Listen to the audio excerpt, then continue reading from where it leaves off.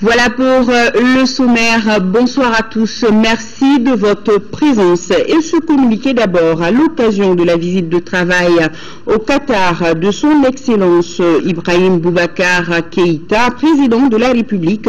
Le protocole de la République invite à l'aéroport international de Bamako, Sénou, le mardi 21 janvier 2014, les membres de la délégation présidentielle à 21h, les membres des corps constitués désignés à 21h30. Le décollage de l'avion présidentiel est prévu pour 22h. Et toujours en parlant de ce pays, le Qatar a un nouvel ambassadeur au Mali. Il s'agit de Abdelrahman Ben Ali. Le diplomate a présenté cet après-midi ses lettres de créance au chef de l'État. Abdelrahman Ben Ali a désormais la charge de dynamiser la coopération entre les deux pays. Notons que cette présentation de lettres de créance intervient seulement à quelques heures de la visite du président de la République au Qatar. Mohamed Diarra.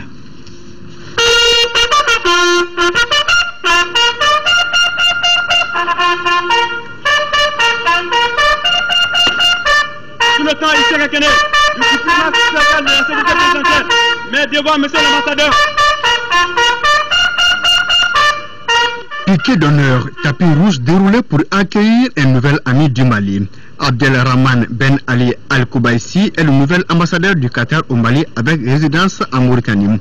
Ce diplomate a remis au président de la République Ibrahim Boubacar Keïta la lettre qui l'accrédite auprès de lui. Monsieur le Président, j'ai l'honneur de vous remettre les lettres de rappel de mon prédécesseur et en même temps celles par lesquelles Son Altesse Cheikh Tamim Ben Hamed m'accrédite auprès de vous en qualité d'ambassadeur extraordinaire et plénipotentiaire. Cet acte intervient à quelques heures seulement du voyage du président de la République Ibrahim Boubacar Keïta au Qatar. Cette visite du président Ibeka devra permettre de dynamiser la coopération entre les deux pays.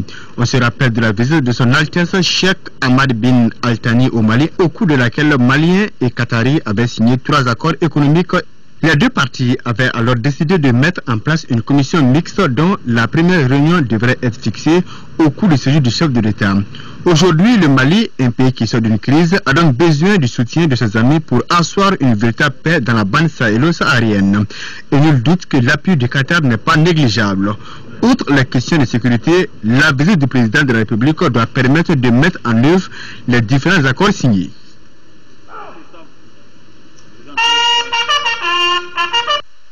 Toujours à Koulouba, le ministre burkinabé des Affaires étrangères et de la coopération régionale a été reçu en audience. Djibril Bassoulé est porteur des messages du président Blaise Compaoré, médiateur de la CEDEAO dans la crise malienne.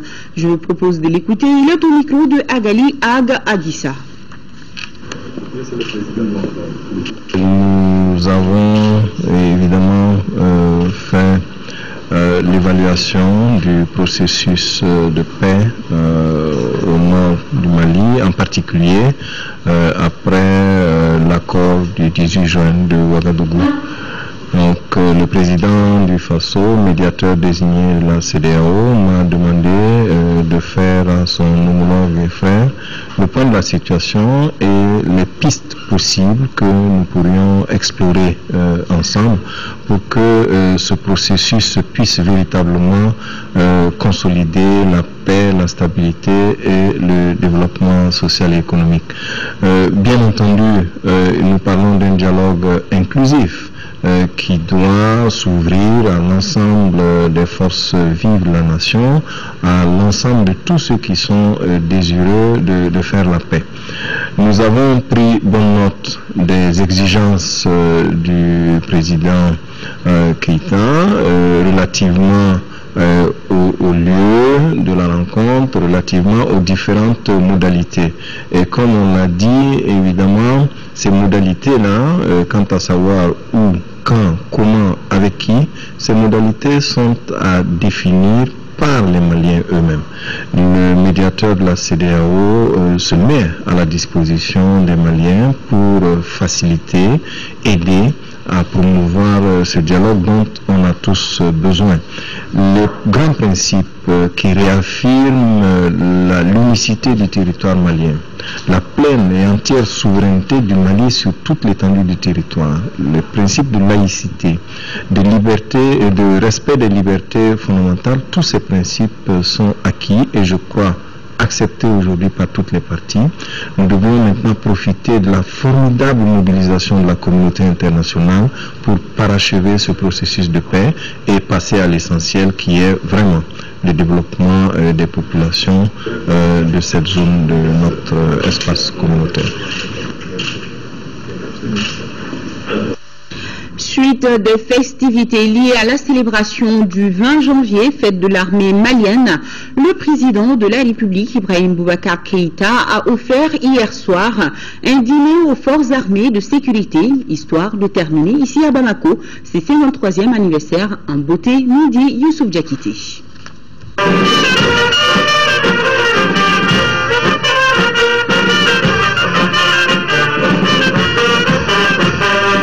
Ceci est un moment d'intégration, d'ambiance et de retrouvailles. Le dîner offert aux forces armées de sécurité par le président de la République. Ceci pour conclure en beauté ce 20 janvier, fête de l'armée malienne. Occasion pour le chef suprême des armées, au-delà du caractère festif, d'insister sur l'amélioration des conditions de vie et de travail des militaires.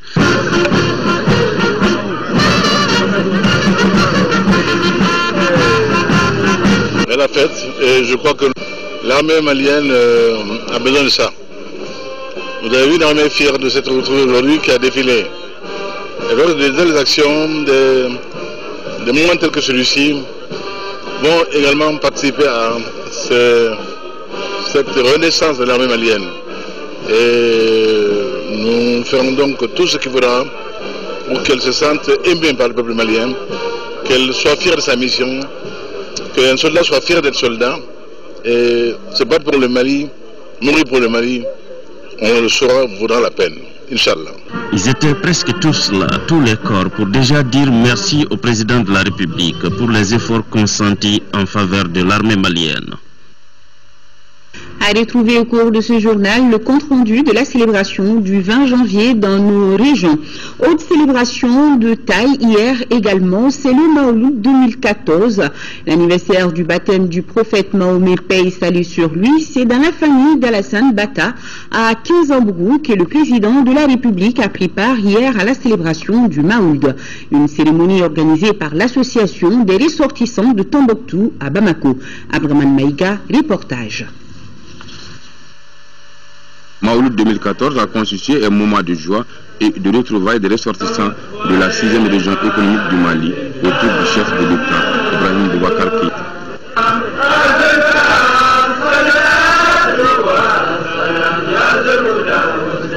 Outre la lecture du Saint-Coran, cette commémoration a été marquée par des prières et des bénédictions pour notre cher pays. Bénédictions, le Mali en a plus que jamais besoin, car après les récents événements, l'heure est venue pour les Maliens de se donner la main et converger vers un destin commun. Votre présence à cette cérémonie, Excellence, n'est pas un fait de hasard. Cette présence n'étonne point les ressortissants, vos frères ici réunis. C'est une tradition que vous avez respectée, Excellence. Veuillez trouver ici toute la profonde gratitude de vos frères et sœurs. Vous y avez toujours participé physiquement, matériellement et financièrement. Qu'Allah le Tout-Puissant vous récompense et vous aide à assumer avec honneur et dignité la lourde mission de conduire les destinées d'un pays qui vient de sortir d'une crise sans précédent. Ces populations qui ont vécu les dures épreuves de l'occupation ne peuvent souhaiter mieux que la paix et l'entente entre les différentes communautés. C'est pourquoi cette communauté a réitéré son soutien au président Ibrahim Boubacar Keïta. Elle s'engage d'ailleurs à lui apporter l'appui nécessaire à la réussite de sa mission. Ce n'est pas un hasard. Je suis ici dans une famille que je connais, qui a toujours été très proche de la mienne, à laquelle je suis lié également. Et également, c'est un hommage à Tombouctou et aux Tombouctiens. Et cette ferveur religieuse, qu'Allah nous la préserve. Que chaque année, nous puissions venir ici, en cette famille, ensemble, avec tout Tombouctou, célébrer le Mawlud. La recherche de la paix et de la stabilité n'est pas le seul apanage des plus hautes autorités du pays. Ces pouvoirs ont plus que jamais besoin du soutien de toutes les composantes de la nation. À Tombouctou, le Maoul 2014 a pris fin par la traditionnelle cérémonie de bénédiction à la célèbre place publique Sankoré. Les habitants de la ville sainte ont ainsi renoué avec leur tradition dans un esprit de paix et de cohésion après une année de crise. Nos envoyés spéciaux sont Aoué Touré et Sirfi Moulay. Comme il fallait s'y attendre, l'événement a mobilisé. Le Mawlud, faut-il le rappeler, est le plus grand rassemblement dans la ville des 333 ans. Et pour ce premier Mawlud post-occupation, les choses ont été organisées de façon grandiose. Ce que nous avions fait cette année, on a cherché à faire ça l'année dernière, mais c'était impossible. Je me rappelle encore du débat qu'on a eu à faire à la veille de la naissance.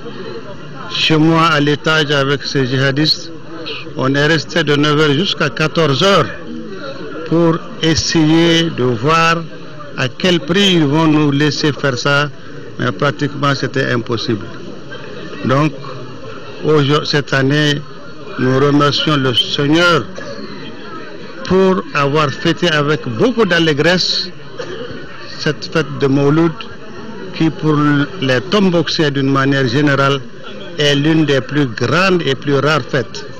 On se rappelle encore que cette fête de Mawlud en 2006 a drainé plus de 45 000 touristes religieux à Tombouctou. Donc vous voyez à quelle enseigne le Mawlud à Tombouctou est un événement majeur.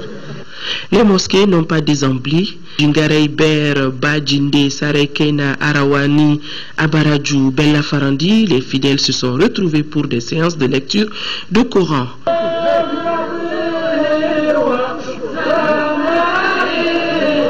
Le point d'orgue aura été le ralliement vers la célèbre place publique de Sankoré pour la Fatia, clôturant ainsi la célébration de naissance et de baptême du prophète Mohammed, paix et salut sur lui. Tous ont exprimé leur joie. Un jour de partage, de communion, de prière, de cohésion sociale. Aujourd'hui, nous souhaitons la paix, la stabilité de cette paix, de cette sécurité qui nous chère. Nous remercions le bon Dieu de nous avoir permis de voir aujourd'hui. Vous ne pouvez pas s'imaginer qu'un jour on pouvait nous retrouver encore à Tombouctou pour fêter le Mawlud. Parce que vous savez qu'au Mali, à Tombouctou, le Mawlud a été toujours très bien fêté. Vous ne pouvez pas rater cet événement important. La fête fut belle et tous ont prié pour une paix définitive. Restons à Tombouctou pour souligner la présence du représentant du secrétaire général des Nations Unies à la célébration de Mawlud. La cérémonie a aussi enregistré la présence de nombreuses autres délégations étrangères. Aoué Touré et Sirfi Moulay nous en disent plus. Comme de tradition, après la Fatia, les notabilités et les officiels se sont retrouvés autour d'un dîner dans la grande famille Tandina. La particularité de ce dîner aura été les retrouvailles entre toutes les communautés. C'est dans le cadre de cette grande rencontre que nous avons, ensemble avec la famille Tandina de Tombouctou, offert ce dîner pour la notabilité de Tombouctou, pour tous ceux qui ont contribué, tous les pays amis qui ont contribué à libérer notre pays. La fête a amené les gens à parler de cohésion sociale, de vivre ensemble. Et je crois qu'à partir de soir, c'est un déclic. Et c'est le début du commencement, comme même le dit l'autre. Et nous allons continuer dans ce schéma pour que toutes les familles de notre Tombouctou, que nous puissions perpétrer cette fête. Et ce que nous recommandons maintenant, que cette paix soit une paix durable, que Dieu réconcilie les cœurs et les esprits. Que nos frères qui sont égarés sachent qu'ils sont mal faits et que ce qu'ils sont faits, n'est pas quelque chose de faisable. Le représentant du secrétaire général des Nations Unies, qui pour la première fois a été invité à Emushui de Chameau, a parlé de déclic pour l'instauration d'une paix définitive. Une grande émotion, mais aussi une grande fierté d'être ici à Tombouctou, une ville qui a été meurtrie par l'occupation des terroristes, des obscurantistes qui ont voulu effacer toute cette histoire en vain. Et aujourd'hui, avec l'appui de toute la communauté internationale et les sourceaux du peuple malien qui a montré sa volonté de résilience, Tombouctou est en train de revivre. On pourra donc conclure que la vie reprend son cours normal, que les Tombouctiens retrouvent leurs habitudes dans un environnement des plus sécurisé par les forces armées maliennes et la MINUSMA. Maoul toujours, la tradition a été respectée à Nioro du Sahel. L'événement a été marqué par la lecture du Coran, des prêches et des bénédictions par le shérif de Nioro, Bouye Aïdara. À cette occasion, il a invité tous les Maliens à l'unité et à la réconciliation nationale. Envoyé spécial à Nioro, Moussa Fani. C'est à Nioro que le ministre délégué chargé des affaires religieuses et du culte a célébré l'anniversaire du baptême du prophète Mahomet, paix et salut sur lui. Fête appelée là-bas Izmoun Nebi. Les fidèles musulmans venus de l'intérieur du Mali et des pays voisins ont pris d'assaut la cour de Chérif Bouye Aïdara et les rues de Nioro pour invoquer Allah, le Tout-Puissant, notre Créateur. Une occasion pour le ministre Thierno Oumar As Diallo de rendre un vibrant hommage au prophète Mahomet, paix et salut sur lui. Le président de la République m'a fait venir pour ce message, et donc en fait en lui et au président de la République j'ai fait la déduction de cette conjonction qui est le message du président s'articule sur, rassure le shérif de Nioro que désormais c'est un Mali nouveau avec comme socle la justice, la solidarité, l'équité, la lutte contre l'injustice. Alors donc voilà en tout cela comme message du président de la République. J'ai reçu donc toute la réponse de cela et donc je suis tout émerveillé et voir Nioro comme symbole du hamalisme, Nioro comme ville de Cheikh Hamahoula, Nioro comme foyer spirituel historique de la Tijania. Bouye Aïdara en a profité pour inviter les peuples maliens à l'unité et à la cohésion sociale. Notre pays a besoin de la stabilité sociale aujourd'hui.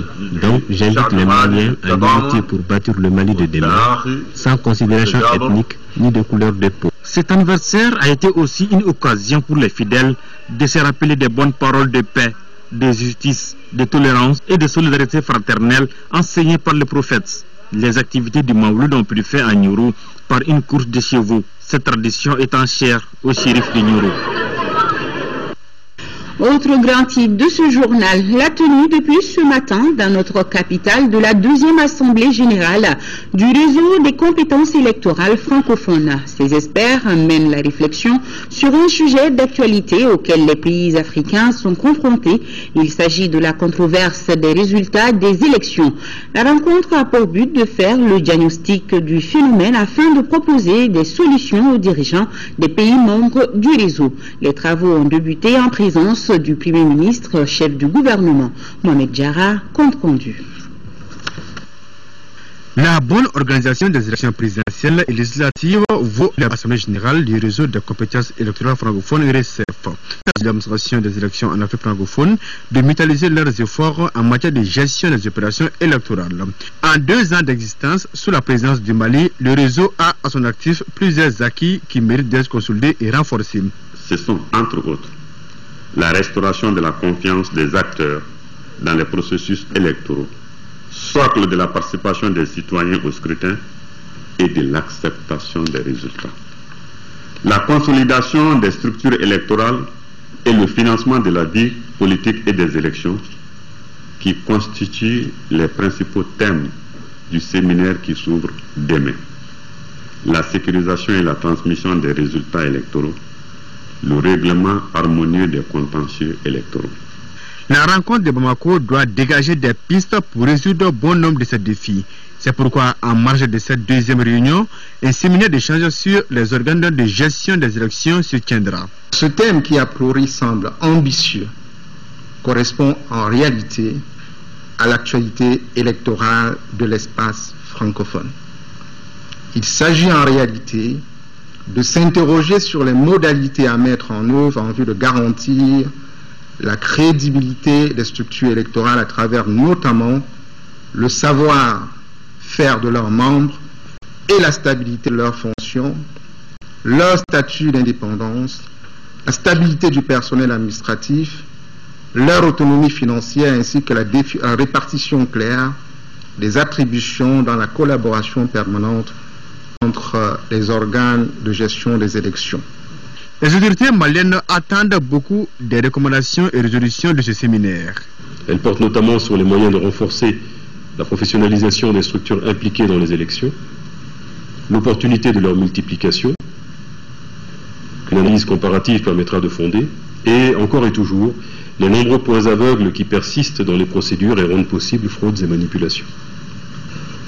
Un partage d'expérience sur les voies et moyens d'une meilleure interaction des organes chargés des élections avec les partis et les structures de la société civile, en vue d'une appropriation et d'un contrôle effectif des procédures électorales, permettrait d'enrichir notre réflexion. Cette rencontre de 3 jours doit être sanctionnée par la mise en place d'un nouveau bureau. Notez également le démarrage ce matin, nous signale Alassane Djombélé, des travaux préparatoires de la 22e session ordinaire du sommet des chefs d'État et de gouvernement de l'Union africaine prévue pour le 30 et 31 janvier au siège de l'institution à Addis Abeba. Pendant 2 jours, les ambassadeurs vont plancher sur de nombreux dossiers à soumettre au conseil exécutif qui va se réunir le 27 et 28 janvier avant le sommet proprement dit. C'est demain, mercredi 22 janvier, que l'Assemblée nationale est convoquée en session extraordinaire. Pour une meilleure tenue de cette séance inaugurale, Madou Diallo, secrétaire général de l'institution, nous parle des dispositions prises. Il est au micro de Nando Dambeli. L'Assemblée est convoquée par décret du président de la République en session extraordinaire. Donc ça va être d'abord l'élection du président de l'institution, ensuite la relecture du règlement intérieur, et après maintenant il va falloir mettre en place les groupes parlementaires, les commissions permanentes, avant de pouvoir examiner les projets de texte, parce qu'il y a un certain nombre de projets de loi qui sont également inscrits à l'ordre du jour. Pour ce qui concerne demain, là c'est spécialement ce qu'on appelle la séance inaugurale. Il y aura essentiellement des points. D'abord l'élection du nouveau président de l'Assemblée nationale et ensuite la lecture du règlement intérieur de l'institution. C'est tout un cérémonial. D'abord vous allez constater dans la salle que les députés ne seront pas installés en fonction de leur coloration politique, des groupes politiques, mais les députés seront installés en fonction de l'arrêt de la Cour. Donc c'est pour cela que nous avons numéroté et puis chaque député trouvera son nom au niveau de sa place. Également, nous avons demandé aux députés qui sont intéressés par la question des candidatures de déposer les candidatures au plus tard demain à 9h. Et il faut savoir que dans les règlements intérieurs, les partis politiques, les directions des partis politiques peuvent déposer une candidature, les groupes politiques peuvent déposer une candidature, tout député intéressé également peut déposer une candidature. Mais ce que l'on dit demain à 9h, c'est aussi, si vous voulez, à titre indicatif pour nous permettre de faciliter le travail technique. Sinon, même dans la salle de plénière, nous allons recevoir les candidatures. Parce que dans les règlements intérieurs, c'est avant l'ouverture du scrutin. Donc même dans la salle, on va recevoir. Maintenant, pour le déroulement de la journée, le secrétaire général va demander à l'huissier de constater aussi, si vous voulez, la présence des députés à travers le quorum et de constater également ce qu'on appelle le présidium provisoire qui sera composé du doyen d'âge, d'identifier les doyens d'âge et les 2 plus jeunes députés, et en ce moment que le secrétaire général va inviter au niveau du présidium. Donc la journée va se passer sous, si vous voulez, la haute autorité en ce moment de ce présidium provisoire. Maintenant, après l'élection du nouveau président, le doyen d'âge va immédiatement l'inviter au présidium pour pouvoir lui céder la place. Et le nouveau président élu va pouvoir poursuivre les débats, les travaux, avec d'abord la mise en place d'une commission ad hoc pour la relecture du règlement. Et un rappel, ce communiqué, conformément au décret numéro 2014-029, PRM du 17 janvier 2014 portant convocation de l'Assemblée nationale en session extraordinaire. Le secrétaire général de l'Assemblée nationale porte à la connaissance des honorables députés que la première séance plénière se tiendra le mercredi 22 janvier 2014, jour suivant à 10h, à partir de 10h dans la salle Modibo Keïta, mise en place terminée 9h30. Le projet d'ordre du jour porte sur l'élection du président de l'Assemblée nationale et la relecture du règlement intérieur. Les candidatures au poste de président de l'Assemblée nationale seront reçues au secrétariat général jusqu'au mercredi 22 janvier 2014 à 9h. Et le secrétaire général s'est compté sur la présence effective des honorables députés et la séance est publique. Le personnel du Conseil économique, social et culturel a présenté ce matin ses vœux de nouvel an au président de l'institution. Les travailleurs ont saisi l'occasion pour féliciter leur président Jamil Bitar. De retour, ce dernier a invité ses collaborateurs à plus de cohésion et d'abnégation afin de consolider les acquis pour une bonne marche de l'institution. Voilà, le personnel du Conseil économique, social et culturel qui a présenté ce matin ses vœux de nouvel an au président de l'institution. C'était ce matin. Une forte délégation du Haut Conseil des collectivités a visité la ferme Clédou, cette ferme qui commence à attirer plusieurs visiteurs pour ses espèces végétales et animales, une manière pour le promoteur d'attirer l'attention des autorités sur la promotion et la vulgarisation du tourisme de proximité. Fatoumata Kone, reportage. Bâtie sur 300 hectares, la ferme Clédou représente un investissement agro-silvopastoral réussi et qui attire du monde. C'est pourquoi une forte délégation du Haut Conseil des collectivités s'est rendue à Tchéman, localité située dans la commune rurale de Baguineda.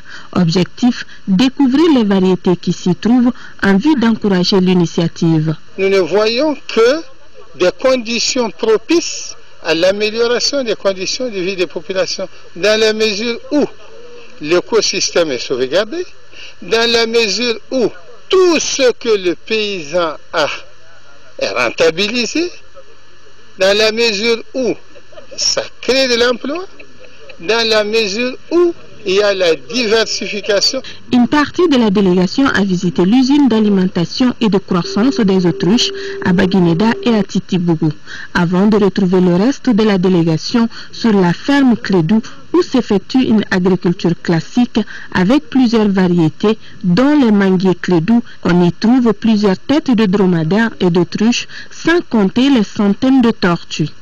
Aussi, les visiteurs ont découvert une apiculture prospère avant de déguster les jus purement bioproduits dans la ferme également. L'hôte du jour considère cette visite comme la récompense du mérite et profite pour partager son expérience.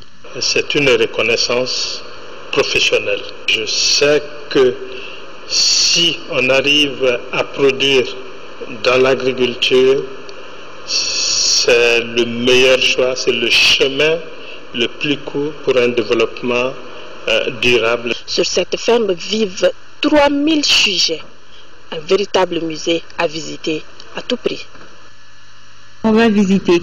Tenue des travaux du Conseil central extraordinaire de l'Union nationale des travailleurs du Mali UNTM depuis ce matin à Bamako. Au cœur des débats, les problèmes auxquels la centrale est confrontée. Ces échanges doivent aboutir sur des recommandations visant le renforcement de l'unité de la centrale syndicale. Mamadou Barayogo, reportage. Ce Conseil central extraordinaire de l'Union nationale des travailleurs du Mali, UNTM, se tient après les troubles que le pays a connus. À cet effet, l'UNTM veut résoudre les problèmes issus de la crise multiforme, conformément à une stratégie de retour définitif de la paix pour un Mali réconcilié avec lui-même. Ce Conseil central vise à exposer quelques-unes de nos grandes préoccupations, de résorber quelques zones d'ombre dans l'action syndicale que nous poursuivons, après tous les événements que notre pays a traversés, où son existence a failli être mise en cause suite aussi aux écueils qui sont dressés sur notre chemin. Il était indispensable que le cadre soit tracé et que nous en débattions afin de parvenir à des solutions idoines. Pour parvenir à des solutions idoines, des échanges fructueux sont indispensables. Nous estimons que nous mesurons l'importance de ces enjeux, que nos débats seront de grande qualité et que de nos travaux sortiront de précieuses recommandations qui renforceront notre cohésion et notre unité. Selon le secrétaire général de l'UNTM, la centrale syndicale est obligée d'être en phase avec les nouvelles réalités du pays. Dans le souci de se doter d'un instrument de planification afin d'accroître les performances, les cadres des secteurs de l'industrie et des mines étaient en concertation à Séléné. Les débats portés sur le programme d'activité 2014 ont permis d'aplanir les divergences pour que tous les acteurs s'engagent dans le processus de la reconstruction de notre économie. Envoyés spéciaux Mamoudou Sidibé et Youssouf Diarra. Le programme d'activité 2014 du ministère de l'Industrie et des Mines a été soumis à validation au cadre du département ce week-end à Séléngui. Les réflexions et les débats menés autour de ce programme confirment la volonté des responsables de doter les 10 secteurs d'un instrument de planification afin d'améliorer leurs performances économiques.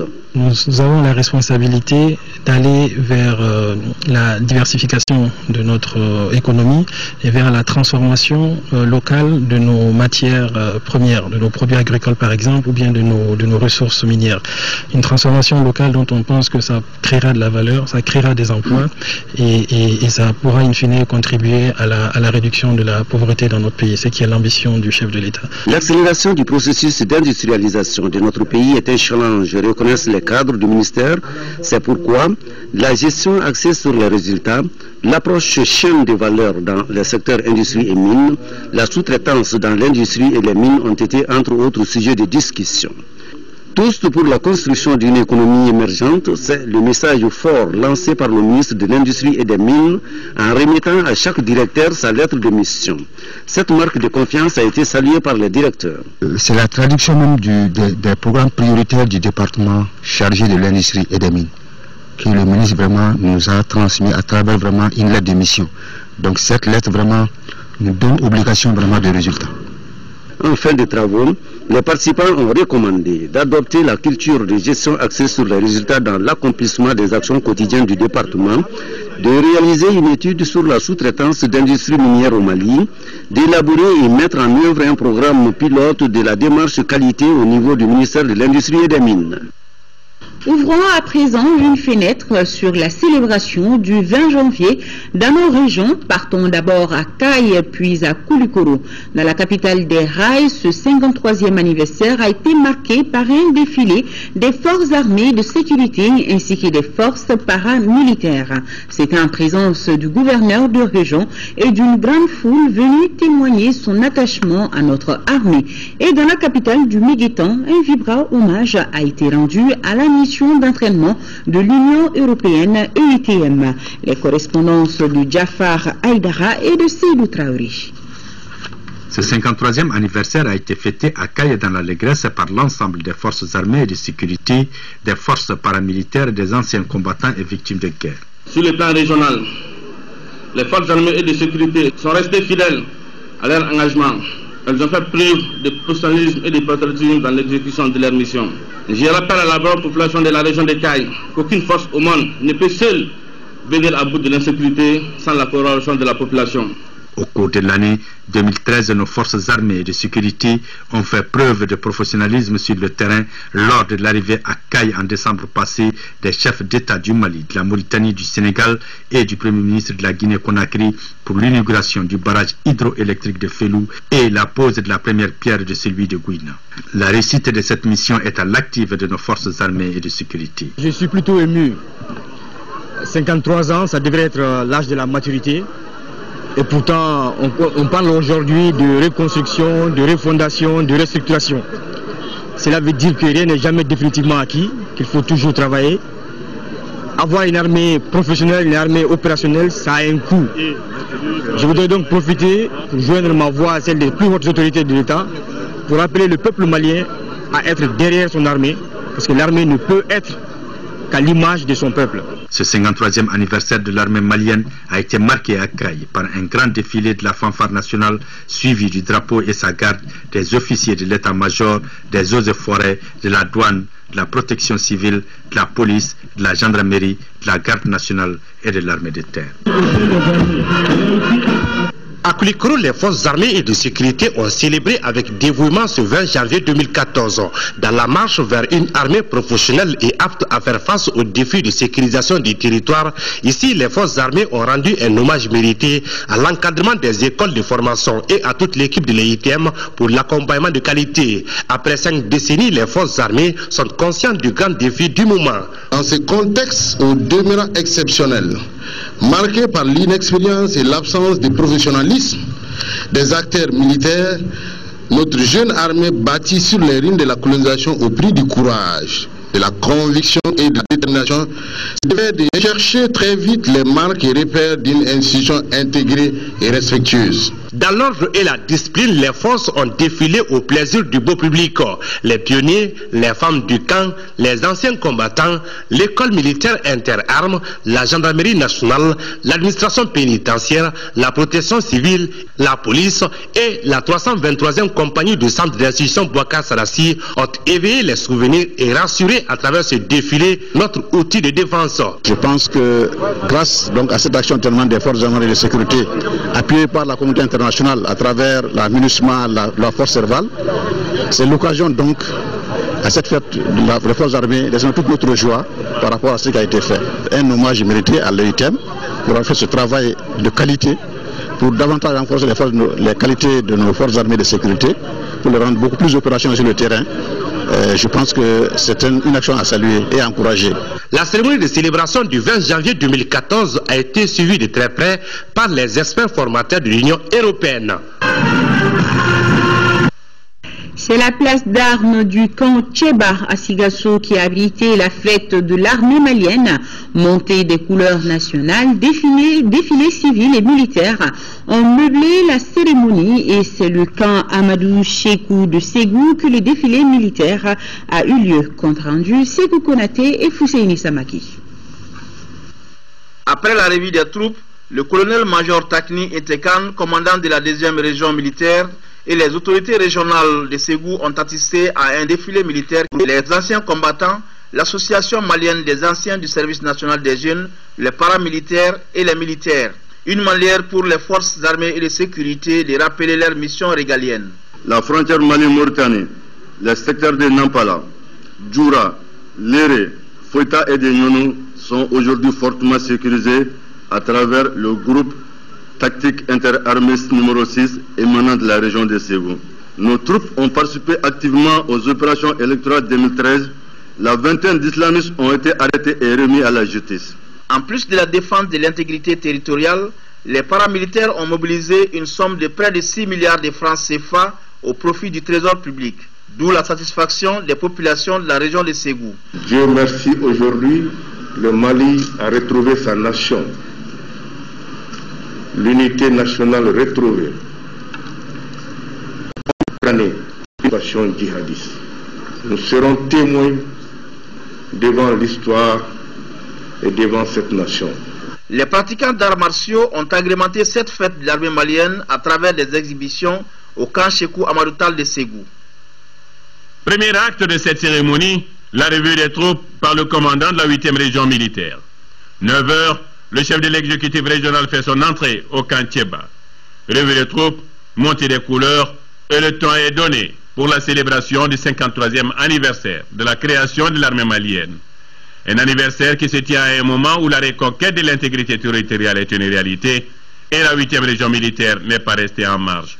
Nous pouvons citer au compte des forces armées de sécurité la participation remarquable de la 8e région militaire dans la reconquête des régions du Nord par sa présence dans les groupements tactiques interarmés GTA, Warba et présentement élus, la couverture sécuritaire des élections présidentielles et législatives 2013, les escortes de convois sur les axes routiers. Et le chef de l'exécutif régional de rendre hommage aux hommes en uniforme en ce jour de mémoire et de reconnaissance. Et remercier tous ceux qui se sont impliqués pour que ce aujourd'hui soit, parce qu'il ne faut jamais l'oublier, nous venons de très loin et nous devons nous donner encore la main. C'est vrai, la guerre est finie, mais la crise n'est pas finie. Nous devons continuer à rester vigilants, à être sur nos gardes et à soutenir nos forces armées de sécurité. Place alors au défilé. Les civils d'abord, les épouses des porteurs d'uniforme, les chasseurs, les jeunes des camps. Les anciens combattants, eux, donnent le ton du défilé militaire.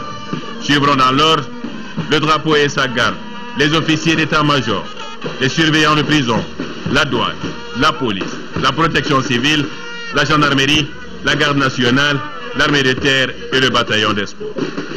À rappeler que pour ce 53e anniversaire de notre armée nationale, M. Yaya Baba Sanogo, producteur agricole en Gourala, a offert la somme de 1 million de francs CFA pour appuyer cette célébration du 20 janvier 2014 à Sikasso. Revue de troupes par le commandant d'armes de la place et le représentant du gouverneur. Levées des couleurs nationales ont été entre autres temps forts de la cérémonie du 20 janvier en 5e région à Gao. La cérémonie a regroupé également les forces alliées. Aminata Touré et Boubacar Babli Touré, commentaires.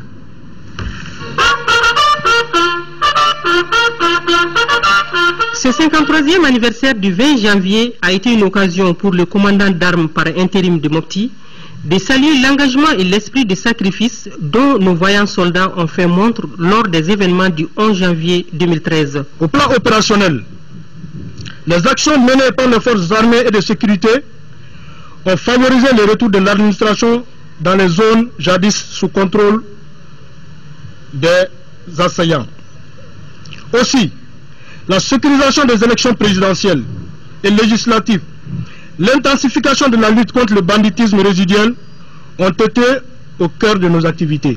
Si l'année 2013 consacre le retour du pays à la normalité, le nouvel an sera celle de la consolidation et de la pérennisation des acquis. L'espoir qui vient de naître va se consolider, va permettre à ce que le Mali se retrouve et que nous puissions tirer les enseignements de ces dures épreuves de ces 2 dernières années. Ont pris part à ce 53e anniversaire du 20 janvier les autorités administratives, politiques, la MINUSMA, les différents corps de troupes, officiers, sous-officiers et une foule nombreuse. C'est le camp Firoun de Gao qui a servi de cadre à la célébration des festivités commémorant le 53e anniversaire de la création de notre armée nationale. Placée cette année sous le signe de la paix, de la cohésion et de l'unité retrouvée au sein des forces armées et de sécurité, cette fête intervient à un moment historique de la vie de notre nation. La reconquête des régions nord du pays par nos forces et leurs alliés en est une illustration. L'occasion est opportune pour apprécier l'engagement et les efforts des forces armées de sécurité dans l'accomplissement de leurs missions régaliennes avec le soutien de la force servale et de l'administration. C'est avec le dévouement de tout un chacun que notre outil de défense et de sécurité sera plus fort et remarquable à la hauteur de ces missions. Les réflexions en cours sur les réformes et les restitutions des forces armées et de sécurité sont un gage d'espoir qui aboutira certainement au renforcement de nos capacités. Plusieurs faits ont marqué cette célébration à Gao, parmi lesquels un défilé militaire qui a vu le passage des différentes troupes composées de la fanfare nationale, des anciens combattants, des veuves de militaires, de l'AMA SNJ, de la protection civile, de la police nationale, de la gendarmerie, de la garde nationale, de l'armée de l'air et de terre, et du régiment des compagnies parachutistes. Ce 20 janvier 2014 est une occasion pour moi de saluer le courage et la bravoure des forces armées du Mali qui ont infligé une correction très sévère aux terroristes. Et cette victoire doit être à tout point de vue préservée. La cérémonie a été mise à profit pour monter au grade supérieur 5 officiers promus. Elle a regroupé, outre les forces maliennes, la force Serval, celle de l'aménagement et des chefs de services régionaux. À l'occasion de la fête du 20 janvier 2014, le parti Élément, le Changement et l'association pour le soutien aux forces armées de sécurité souhaitent une très bonne fête au peuple malien et une bonne fête à notre vaillante armée nationale. La première édition du festival Sport sur le Mali s'est tenue samedi ici à Bamako. L'événement est une initiative du Conservatoire royal du Danemark en collaboration avec le Centre danois pour la culture et le développement et le Conservatoire des arts et métiers multimédia Bala Fasségué Kouyaté. Sport sur le Mali est une plateforme qui a pour objectif de faire la promotion des jeunes artistes et chanteurs maliens. Mohamed Ould Mamouni nous en parle. Le Conservatoire royal du Danemark et le Centre danois pour la culture et le développement ont conscience que le Mali regorge d'énormes talents cachés. À travers donc le festival Spot sur le Mali, ils entendent détecter les futures stars de la scène européenne au Mali. C'est une plateforme pour présenter des artistes maliens qui ne sont pas encore connus sur la scène internationale. Il nous faut bien sûr une relève.